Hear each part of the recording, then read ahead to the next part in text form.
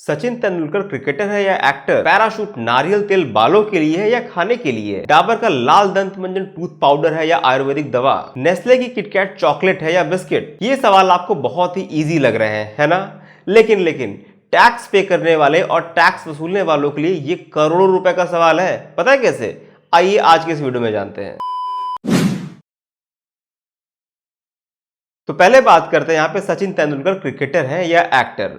साल 2011 की बात है। सचिन तेंदुलकर को ESPN star sports, Pepsi company और वीजा कंपनी से 5.92 करोड़ रुपए की कमाई हुई थी। उन्होंने IT एक्ट के सेक्शन 80 RR के तहत 1.77 करोड़ रुपए के एग्जेम्पशन का दावा किया। 80 RR के तहत अगर कोई एथलीट, कोई क्रिकेटर, एक्टर या राइटर अपने काम के जरिए फॉरेन कंट्री से कमाई करता है तो उस अमाउंट के एक हिस्से में टैक्स एग्जेम्पशन ले सकता है।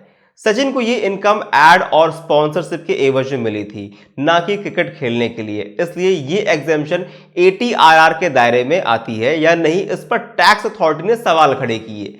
सचिन तेंदुलकर ने साफ तौर पर कहा कि इस इनकम के लिए उनका मेन प्रोफेशन क्रिकेट खेलना नहीं बल्कि एक्टिंग है, क्योंकि 80 RR के तहत एक्टर को भी छूट मिलती है, इसलिए उन्हें भी छूट मिलनी चाहिए। क्लियर कट कहे तो सचिन ने अपना मुख्य प्रोफेशन यहां पे एक्टिंग करना बताया, ना कि क्रिकेट खेलना। और ट्राइब्यूनल ने माना कि ऐड करते वक्त सचिन को लाइट, कैमरा का सामना करना पड़ता है। इसमें इमेजिनेशन और क्रिएटिविटी की जरूरत होती है, जिसका आम लोगों पर असर भी पड़ता है। भले ही एज अ क्रिकेटर उन्होंने अपनी ब्रांड वैल्यू बनाई हो, लेकिन उनकी एक्टिंग को इग्नोर भी नहीं किया जा सकता। आखिरकार टैक्स अथॉरिटी ने सचिन के एक्टर के क्लेम को एक्सेप्ट किया और उन्हें सेक्शन 80 RR के तहत टैक्स में छूट दी गई। पैराशूट नारियल तेल बालों के लिए है या खाने के लिए? मैरिको कंपनी का पैराशूट नारियल तेल बहुत ही जाना माना ब्रांड है। कंपनी ने अपने इस फ्लैगशिप प्रोडक्ट को एडिबल ऑयल की कैटेगरी में रखा था। ऐसा इसलिए जिससे कम से कम एक्साइज ड्यूटी देनी पड़े। टैक्स अथॉरिटी ने इस पर ऑब्जेक्शन रेज किया। टैक्स अथॉरिटी का कहना था कि आमतौर पर लोग इस ऑयल को बालों में लगाने के लिए यूज करते हैं, इसलिए इसे कॉस्मेटिक हेयर ऑयल की कैटेगरी में रखा जाना चाहिए और 8% एक्साइज ड्यूटी वसूलना चाहिए। कंपनी का कहना था कि वो अपने पैक में कहीं भी नहीं लिखती है कि ये हेयर ऑयल है, और जो कि सही बात है। एड में सिर्फ क्वालिटी और प्योरिटी की बात की जाती है। ये FSSAI द्वारा खाने के तेल के रूप में सर्टिफाइड है। अब लोग इसे किस फॉर्म में यूज करते हैं, कंपनी इसके लिए लायबल नहीं हो सकती है। ट्राइब्यूनल ने पाया कि पैराशूट कोकोनट ऑयल को कहीं भी हेयर ऑयल के क्लेम के साथ नहीं सेल करता। इसका इंग्रेडिएंट भी खाने के तेल के रूप में इस्तेमाल करने लायक है। लोग इसे हेयर ऑयल के रूप में यूज करते हैं, सिर्फ इस वजह से ये हेयर ऑयल नहीं हो सकता। ट्राइब्यूनल ने पैराशूट कोकोनट ऑयल को खाने की तेल की कैटेगरी में रखने का अप्रूवल दे दिया। बाद में कंपनी ने पैराशूट एडवांस लॉन्च किया, जिसे हेयर ऑयल की कैटेगरी में रखा गया। डाबर का लाल दंत मंजन टूथ पाउडर है या आयुर्वेदिक दवा? डाबर लाल दंत मंजन काफी पॉपुलर प्रोडक्ट है। कंपनी ने इसे कॉस्मेटिक की बजाय आयुर्वेदिक दवा की कैटेगरी में रख दिया था। इस कैटेगरी में एक्साइज ड्यूटी कम थी। टैक्स अथॉरिटी ने इसे चैलेंज करते हुए कहा कि यह टूथ पाउडर है जो दांतों की सफाई के लिए इस्तेमाल होता है। इससे किसी बीमारी का इलाज नहीं होता है और ना ही इसे बेचने के लिए कोई अलग से ड्रग लाइसेंस की जरूरत होती है।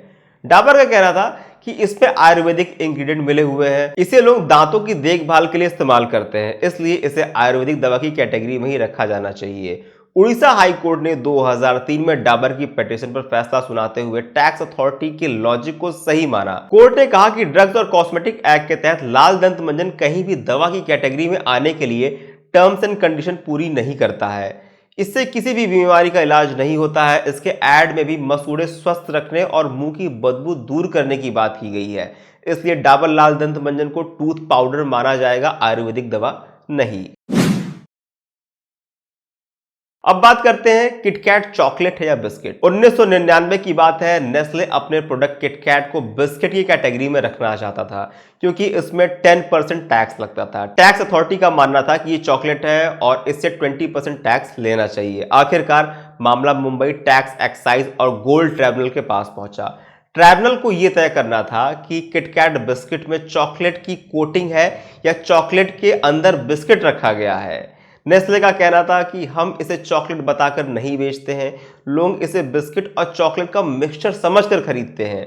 वहीं टैक्स अथॉरिटी का मानना था कि इसमें 68 to 70% चॉकलेट मिल्क है, इसलिए इसे चॉकलेट माना जाना चाहिए। ट्राइब्यूनल ने अपने डिसीजन में कहा, while all chocolate must necessarily contain cocoa, it is not every cocoa product और प्रिपरेशन दैट इज चॉकलेट। यानी चॉकलेट में कोको होना जरूरी है, लेकिन सभी कोको चॉकलेट हो ऐसा जरूरी नहीं है। आखिरकार किटकैट को बिस्किट माना गया और इसे 10% टैक्स की कैटेगरी में ही रखा गया। ये वीडियो कैसा लगा आप कमेंट करके बता सकते हैं, और ऐसे और भी वीडियोस देखने के लिए आप चैनल को सब्सक्राइब और बेल आइकन दबाना मत भूलिएगा। मिलते हैं हम लोग अपने अगले वीडियो में। बहुत बहुत धन्यवाद।